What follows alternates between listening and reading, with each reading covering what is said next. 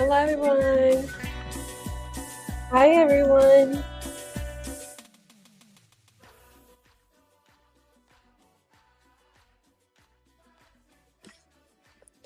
Thank you for coming today. So we're gonna take a couple of minutes just so more people can get in, and then we're gonna start our presentation soon.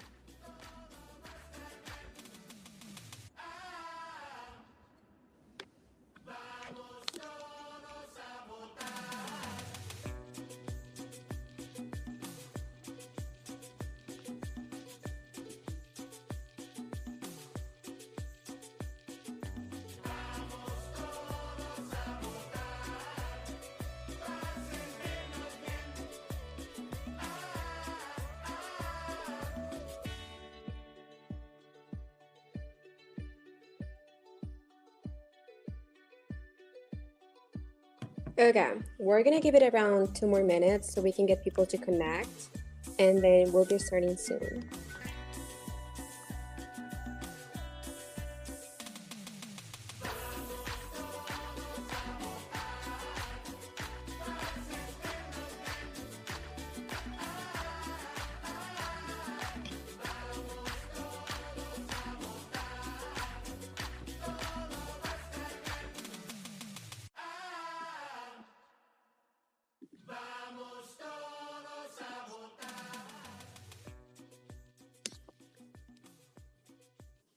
One more minute.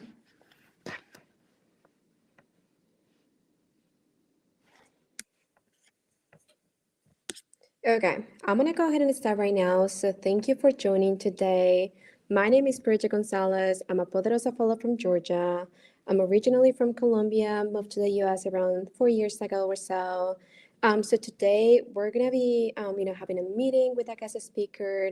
So the title for today is Her Power, Her Home, Making Sense of Energy Codes. So our special guest speaker is Jacqueline Lyra Castillo, and we're gonna go ahead and hear from her. I'll go ahead and pass it over to Andrea. All right. Hello, everyone. I'm Andrea. And really briefly, I just like to get everyone on the know about like what Poder Latinx is. So Poder Latinx is where the Poderosas stem from. We're a civic and social and environmental group that focuses on allowing the community to be active and present and have their voices heard. So we do civic participation and as well as empowerment in the Latinx community. We were founded in 2019, so we've been going strong for many years now. And we can go into the next slide. I'll be able to introduce all the poderosas who work so hard on our event today.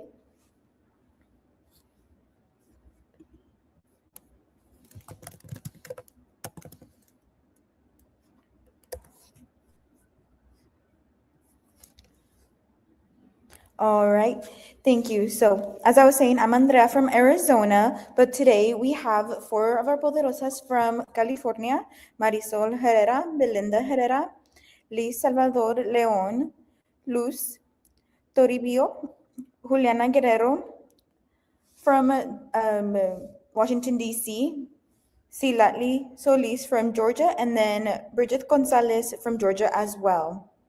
So all our poderosas have worked so hard today, and you'll be able to see some of their faces during today's live as we've been able to work hard on this, but a few of them have been are behind the scenes queens. And now I'll pass it over to Marisol to talk a little bit more about.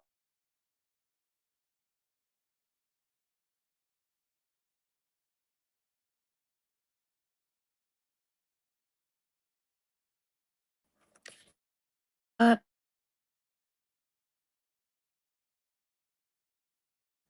Hello, everyone. My name is Marisol, and I will be presenting what the Poderosas Fellowship is. The Poderosas,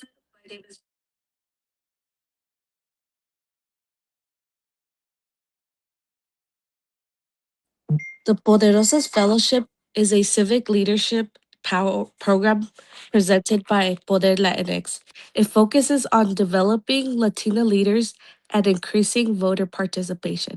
It equips fellows with tools to educate and engage their communities, close gaps in civic participation, increase Latinx representation. It also provides training in civic engagement, grassroots organizing, and leadership development. It builds culture of long-term civic participation among Latinas. It empowers fellowships to become agents of change, at least at the local, state, and national level. And I'll pass it on to Maria.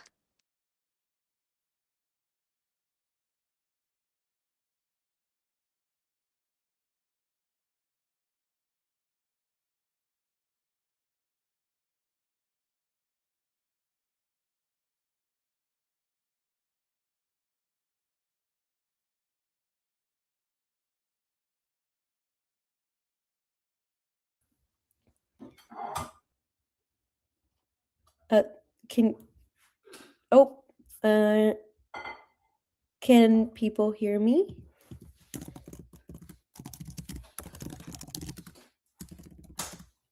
Okay. So as I was saying, the Poderosas, we wanted to host this event today because we believe that it's important for Hispanic families across the country to learn more about what is happening with our energy costs. So we're very well aware that many Hispanic families are struggling to pay rising energy bills and may not understand why these costs are increasing. So the panel today will explain what charges appear on an energy bill and also what they mean. And it will also help us discuss common reasons why of these sudden increases in energy costs. Participants will be able to learn about available options if they're having difficulty paying their bills. And our panelists today and our moderators will help viewers today with clear information and resources on how to help families understand their rights, ask questions, and find support. So, in our agenda today, my fellow speaker, Poderosa Citlali, is going to introduce our speaker today. And then our fellow Poderosas, Andrea and Brigitte, will lead the discussion. And finally, my other fellow Poderosa Marisol will deliver the closing remarks. We hope that this conversation will help community members gain insight and resources to help navigate energy costs and be able to advocate for themselves and their families. We want you to make sure that this is a welcoming space for learning and asking questions. So feel free to ask anything that comes to mind. I will pass it on to Citlali. Thank you, Maria. So as we've mentioned, our speaker today is Jacqueline Lira Castillo. Jacqueline is the Metro Atlanta Civic Participation Organizer with the Latino Community Fund of Georgia. Where she helps advance opportunities for families, students, workers, and entrepreneurs across the state. The Latino Community Fund Georgia provides free health screenings, public health education, voter registration and education, know your rights resources, and support for community groups through grants, scholarships, and capacity building. And we're very grateful to have Jacqueline here with us to help us better understand the topic at hand. And I'm going to open up the floor to Jacqueline. Do you mind briefly introducing yourself and sharing what it is that you do and what inspired you to do the work that you do? Hello, everyone. Welcome to the session today. I'm very honored to be here and work with everyone on this project. My name is Jacqueline Lira Castillo, and I'm on the Metro Atlanta Civic Participation Team and with Latino Community Fund Georgia. And currently, what I'm doing is raising voter awareness, voter participation, making sure people are informed on upcoming elections, people are aware on how to register. And throughout my time in college, I was in a lot of different organizations, helping out different community members, regardless of religion, skin, various different skin colors, religions, and everything. And there was just a common cause to, want to help people, want to help better my community, seeing those nuances that, and seeing how people get affected by these things, due to like legislation, public policy, and laws. I find it really important that we're all informed and engaged. And I, wanted to make a career out of it. So I joined Latino Community Fund after volunteering with several different orgs. And I've been in this position about 2 years now. So I've really been able to, get a scope on the situation in Georgia and talk with community members via several family events, cultural events, going door to door knocking, and also visiting several colleges and high schools in the process. Thank you so much, Jacqueline. Again, we are very grateful to Yeah, of have you course. here and sharing the space with us and sharing your expertise on this information. And I will now pass it on to Andrea and Bridget to continue the conversation.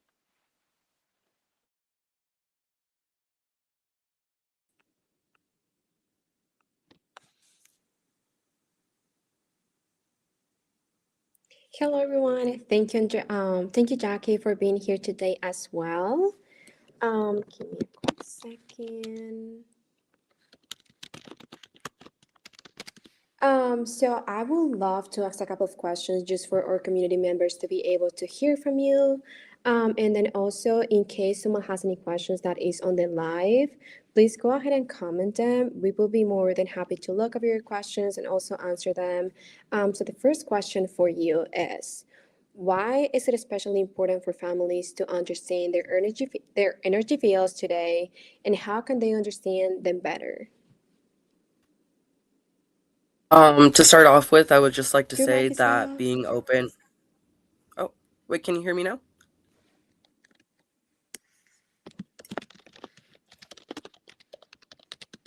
Okay, does it work now?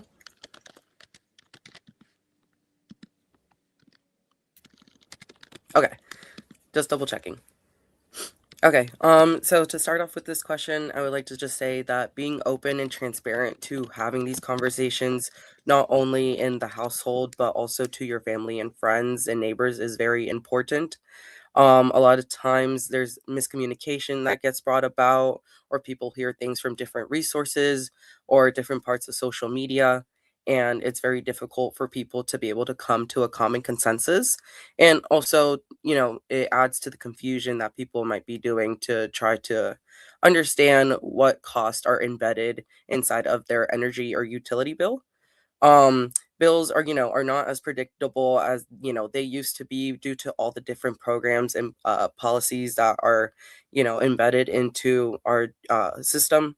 And there's also external factors that could very much affect the total cost. With total cost elevating nationwide and minimum wage not budging in several different areas and states, people are looking for various ways to make ends meet or to, fulfill and further their careers and lives. And it's very important that we come to a consensus to be able to have these open and transparent conversations within the household and also with our community members so we can further succeed. And a lot of these things, it's important that we're informed so we can fully make decisions on our futures. And it's also important to document and have these pieces of paper or documents to refer back to take note of these changes on how it's affecting our communities. A lot of people live in the same area and are discussing why are costs going up, and they're making these comparisons, but they might not always know what's embedded in that. Um, a lot of those things could be due to energy decisions that are being done by public service commissioners or utility companies, or also data centers that are, fueled by AI that are affecting the cost of, the utilities for our communities. But it can also affect the quality of living of the people in those areas. So some of the thing, I would love to touch in a little bit more on this during this presentation and webinar to kind of just go in ways people can advocate, go out there, have those one-on-one meetings with their representatives to be able to get the answers to those questions. So yeah.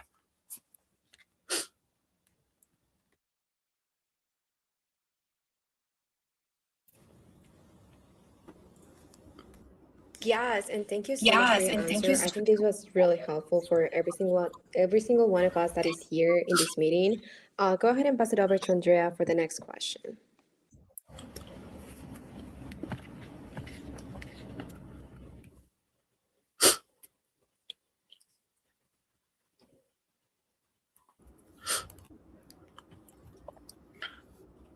Hi, Jacqueline. Sorry, I was having some technical difficulties here, but thank you so much for sharing. Our next question is, what are some common misunderstandings people have about their utility bills? Yeah. So regarding utility bill, it's not just like the amount of electricity that you're Mhm, using in your household. A lot of times, like what goes into your power bill or utility bill is due to a bunch of other different charges. Some of them are a bit more obvious, for example, like your actual usage rate, right? But there's also other things that are embedded in them, when you start going line by line, tax by tax, right? You cannot really just say like I'll use less of energy and expect there to be a grand difference mhm, due to so many different factors. And just to touch in onto a few of them, specifically, I'm just speaking on Georgia since I'm more familiar with that one. There's like the basic service charge fee, which is like the flat monthly fee that you have that covers like your metering, your billing, customer service agents, grid infrastructure, and this is something that you pay even if you don't use as much electricity each month. This is like the flat fixed fee that's embedded into your bill. And then there's also like the energy charge, which is like actually like the cost of electricity that you use or like the quantity that you use. So usually like the more usage that you have, the higher mhm, rate you might have with that in your bill. There's also the fuel charge that's embedded into the utility bills. And this is just, a part of like the production process when you're using like natural gas or liquid coal, nuclear fuel, and you're like powering these plants.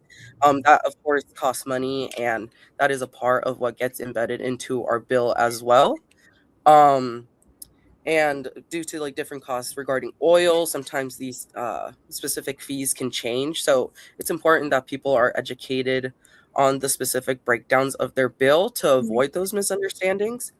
Um, there's also regulatory charges and mhm, fees that are usually done by like public service commissioners or those on boards by people in local power. There's environmental complemental costs. So anything that's federally mandated regarding like pollution controls or like cleanup or government mandated requirements are all also embedded in these bills.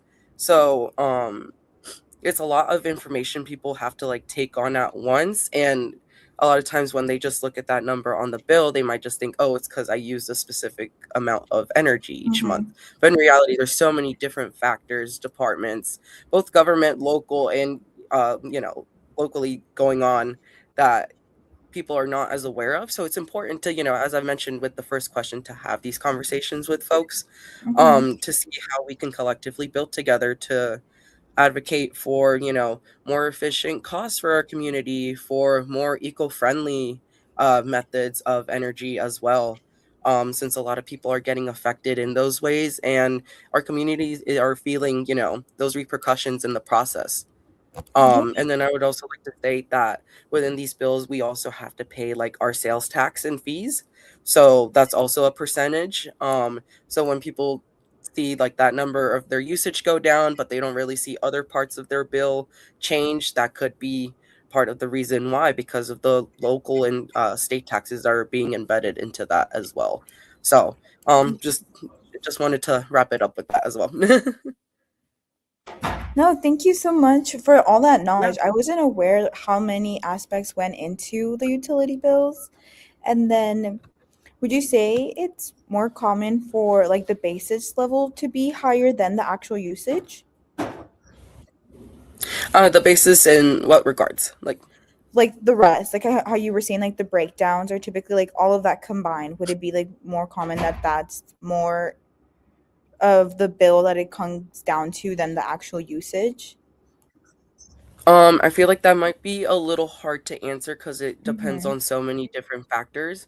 Because for example, like people could have like the same rate usage and live in the same town, Yeah. but for example, another factor could be maybe the person in household one has a more efficient thermostat that's embedded and is a part of a program through Georgia Power, right, to have those Mm-hmm. energy efficient thermostats and that discount rate in comparison to someone who might not have, as an efficient thermostat, and access to those resources.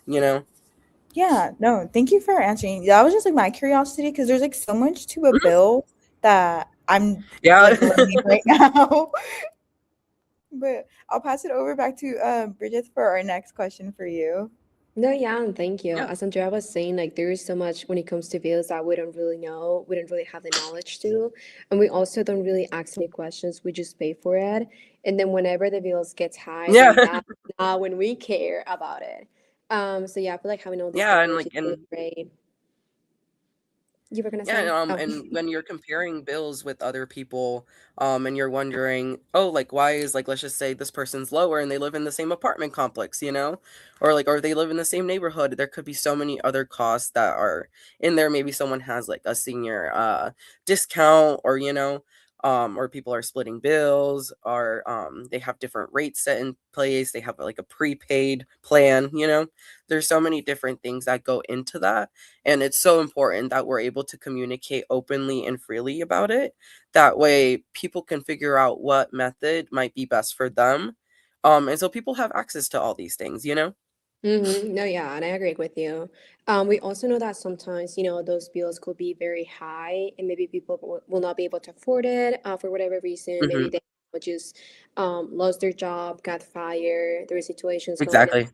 on. So when it comes to that, are there any assistance programs that you recommend or you know of for families, of course, like struggling to pay their bills? Yeah.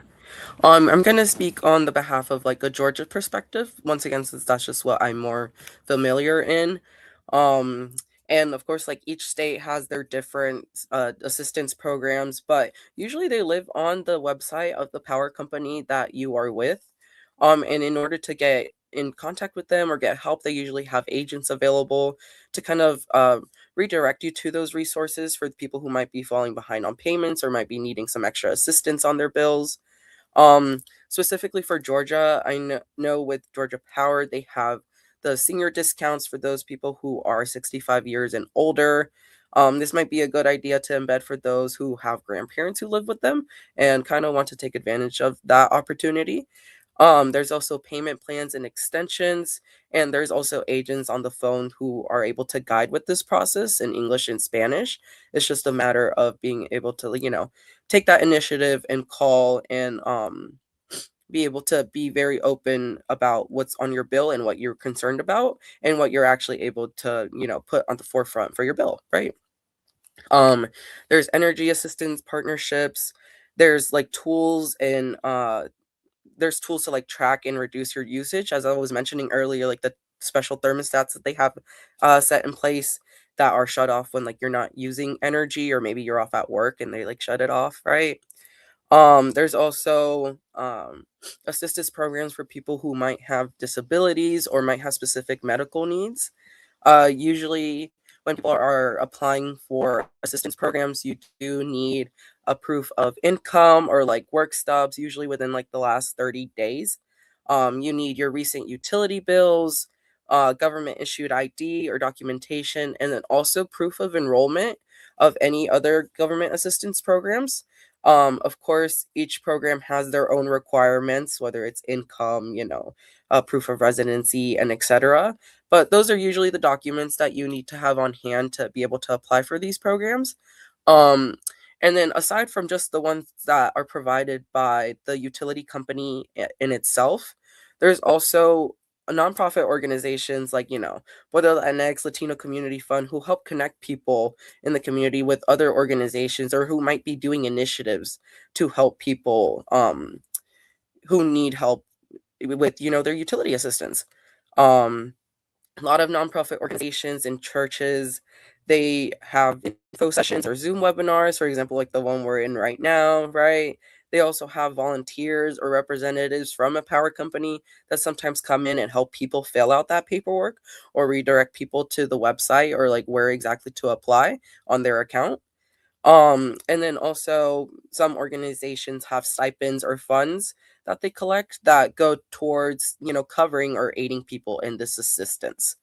So those are a few of the programs or methods I guess you can go towards with these assistance programs, primarily in Georgia. But of course, each state has, their own programs embedded, whether that's locally on a state level or even federally as well. No, I mean, thank you for this information because I know that I didn't know that you needed all those documentations in order to, maybe have a payment plan or like look for Mm-hmm. different companies or just different organizations that will be able to support you or agencies when it comes to Mm-hmm. that. I also, coming with that question, have another question for you. So what are Yeah. some of the rights that families are able, to have and that they should be aware of when dealing with those utility companies? Wait, can you repeat the last part? It cut off a Yeah, of little. course. So what are some of the rights that the, Yeah. Hispanic families or just families in general should know when dealing with these utility companies? Oh yeah, yeah, yeah. So, since I'm on the civic participation team for our organization, I always advocate for people to go out and vote, regardless if you are a citizen or not. Like advocate for those who can go out and vote on these policies, or even just bringing awareness to these policies or these decisions that are coming in place. I think it's very important that people are able to exercise this right. And typically, the people that are voted into office oversee these components and companies. They are the ones who collaborate and decide the cost, the fees, and the rates that fall on the consumers each month. So people have a right to have like an itemized bill. People have a right to have, agents explain to them like line by line what it is that they're truly paying for. People have a right to know all the extra costs that are being embedded into their plan, whether that's coming from opening up a new data center, and how that's affecting maybe their water quality. People should be able to have that awareness and know the repercussions that come with the decisions that the people that we put in power do to our communities.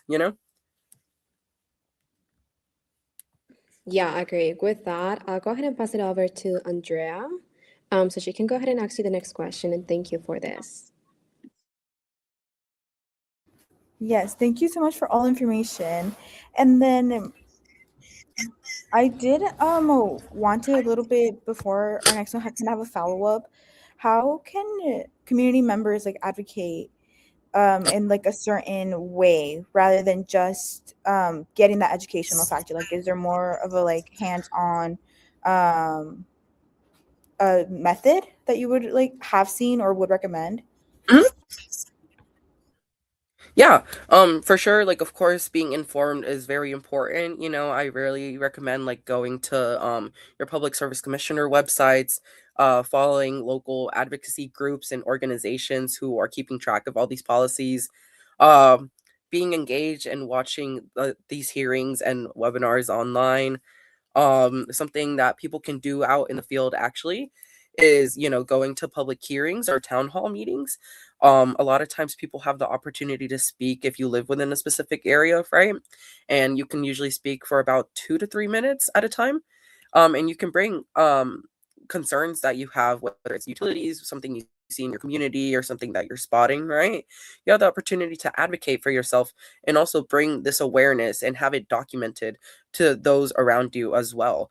And who knows, you might be able to get some more support or some more resources from those who you might connect with once you speak out about it. It's also important that people make sure they have downwritten comments and that they work on the method of delivery that they have for what they're advocating for. That way, they kind of know their stance and they can go in clear minded, and have things more direct so there could be a solution, found in the process. Um, Something else that I would also recommend to people is to organize locally with their community members. Of course, like as a group, I feel like we have more influence in the shape of politics and how these companies are, treating our communities, because we are the ones who are giving that money for these programs, right? And people who are voting people into power to make these decisions. So it's important that they're able to align with the values that reflect that that are on the community, right? Some things that you could do to kind of get more involved or out there is, hosting neighborhood meetings, maybe with your HOA, or maybe even just your local neighbors on like rising utility cost, or what differences there might be. You could start a local advocacy group or join a local nonprofit organization who kind of aligns more with your mission.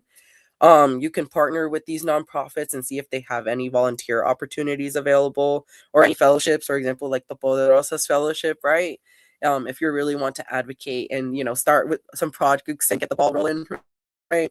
Something that we do on my team is canvassing. So we do go door to door knocking, informing people on upcoming election dates, races that are coming up, ways that it can affect the community. And we do that all in a nonpartisan way, just to generally keep that information out there, and to keep it kind of level headed at the same time, uh regarding like the social media aspect, for those who might be more into like advertising marketing, right? You can create social media graphics, you can repost things, you can offer your skills and your skill sets to these nonprofit organizations or your churches as well, to kind of bring attention and awareness to these topics, and advocate for like fairer energy policies that reflect better on the community. So those are just a bit of things I would just recommend to people. Of course, it just takes the initiative to like get out there and, ask, what opportunities are available, or, you have to be willing to know that you might not know the answer to everything, but you're willing to learn. Yes, like there comes so much wisdom with like getting to that answer that you just might need to learn more, but it's also very Mm-hmm. like of inspiring to like know that maybe when it's time to take that step back and be able to ask for that help Yeah. and humble yourself in a way. Yeah. And also like putting yourself in areas or in places that you might not really envision yourself in, to also gain those Mhm. other perspectives. Some people might be for data centers because they work in the tech industry and it might make their job easier, right? Other people are more focused on the the environmental factors, right? Of, like our community or our specific town won't have clean water by a specific year. Or Mhm. water is being rationed out due to like these data center agencies, right? So there's like two sides of to everything, and it's important to be educated on all aspects, but of course we have to be willing to have those conversations with people. Yes, and it's always a very like difficult conversation at times it can be Mm-hmm. but I definitely agree it's a very much needed and sometimes it can be an empowering conversation to have as well. Okay. We Mm-hmm. do have a question on the chat right now from Yeah. Brianna Guerrero. And then the question is going to be, how do we take this issue to the federal level of concern? I feel like contacting your representatives and being able to know like what specific factors they're honing in on. Especially since a lot of times like your public service commissioners, like in these elections, they're being elected statewide or by district, right? It's much better when you have things documented, you work locally, and then you kind of build it up, to make sure you have like that paper trail and that like sense of a momentum behind you, in support. So that's kind of how I would go about that question specifically. No, and I think that that's a good way to go. Like just kind of like organizing locally and then just Mm-hmm. taking that to the federal level. I think that Mm-hmm. that was also my answer to the question. So that was great. Yeah. And then, so yeah, I'll go ahead and pass it over to Andrea, and we can go ahead and get the slides. That would be great. So we can come back to the questions.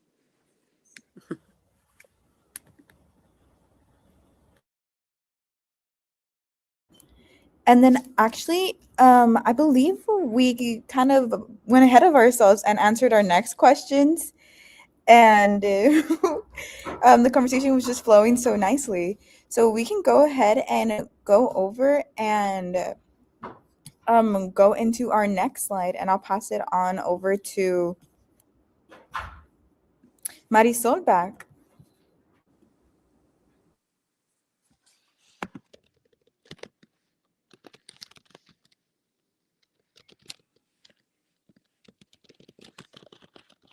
Okay. Um, Actually, we do have one more question that was, recently put on the chat as well. So one of the questions is, I know that you work with LCF, with the Latino Community Fund. What are some of the ways that they're able to get involved with the LCF? Oh, once again, as I had stated before, canvassing. door-to-door knocking, we have volunteer opportunities that usually pop up around election season.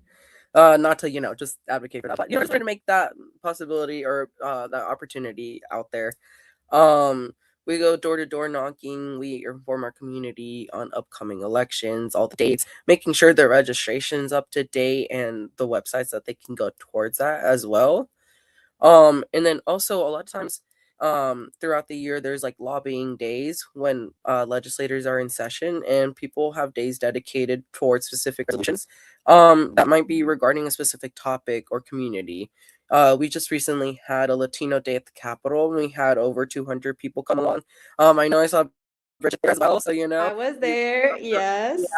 a while you start seeing familiar faces, and it's really good to be able to like work with people together on these things. So canvassing, is really great. Volunteering is really great. Showing up for your community at their events is really great as well. So those are just some things I would kind of take note of. If you take anything with you, of things you can do out in your community. Yeah. No, thank you for that. I think just kind of like get a recap of the Latino Day at the Capitol, so more people can join. Mm-hmm. So definitely was a space where we were able to, have a couple of workshops and like meet community members. And Yeah. I was able to speak with my senator, which I didn't even know who she Mm-hmm. was. So that I think this is a great opportunity for you to be able to speak up for yourself and also advocate for your family, your Mm-hmm. community. They didn't hear from us, and they were very surprised.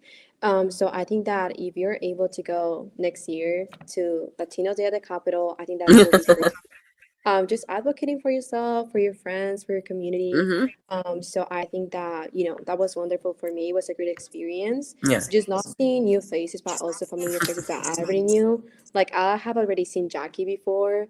We were able to kind of like Yeah, see we've seen each other several. and we will continue to see each other. So that's definitely, a thing. But yeah, how was your experience in the Latino Day at the Capitol? It was great. I was actually doing one of the tours on how like a bill becomes a law. So I was kind of getting the group together, and we had someone from another nonprofit organization, Common Cause Georgia, lead that specific tour group in Spanish. And I would help people fill in specific questions that they have, or like show people which way to go. So it was really nice to see the community out there, especially those who have Spanish as their first language, right? Kind of learn about like that process and like where a lot of these decisions are being made.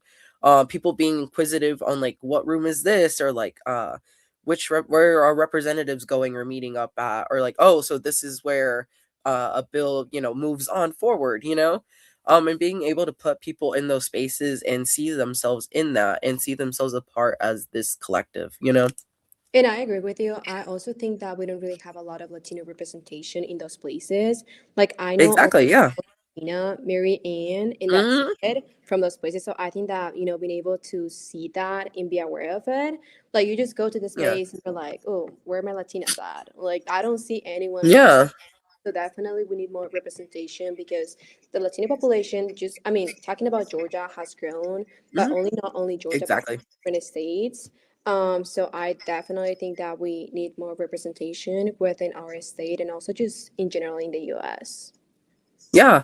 And I would also like to just shout out specifically like filling out the census and how important that is to be able to have more accurate numbers and more accurate representation on current population statistics in our communities, because a lot of times if this information is not filled out, or we're unsure how many people are within a specific area or what demographics there are, we're underrepresented and we're not being accounted for. So how can we be accounted for in bigger decisions?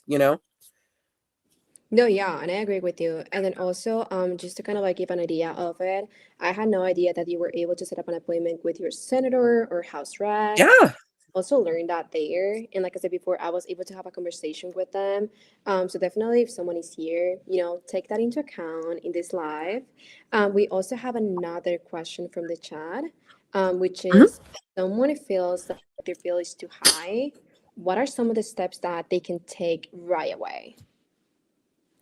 One of the steps that they can take right away is documenting it, having that paper trail, and having a comparison of a bill that they might think is more agreeable, like in their eyes, right?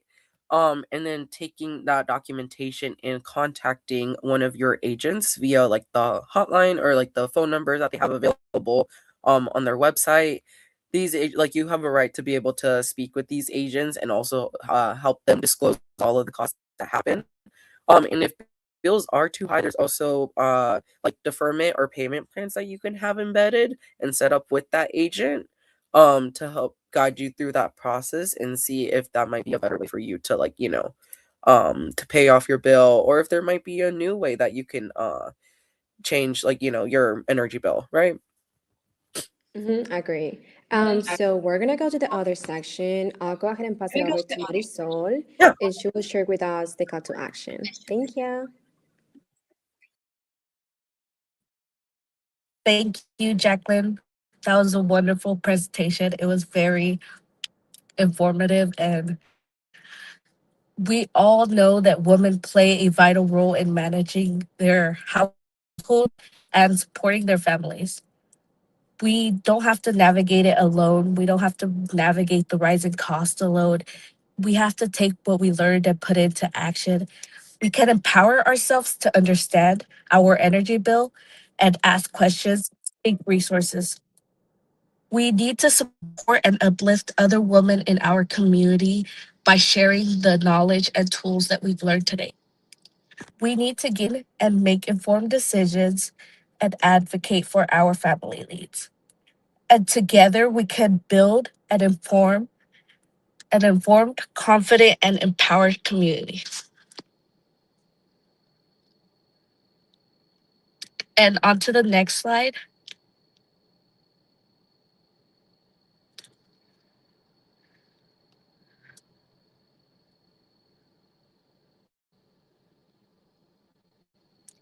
We want to invite everyone to the Poderosas Fellowship and to join to the Poderosas Network. Being a Poderosa is more than just a program. It's an opportunity to grow as a leader, build confidence, and create real change. Through advocacy, civic engagement, and community organizing, you'll gain tools to uplift your voice and support others. We need to join and learn new skills.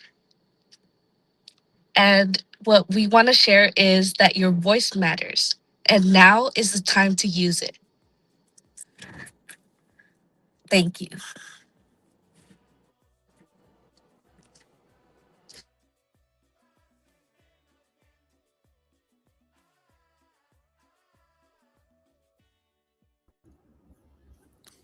Yes. Thank you so much for everyone who joined us today.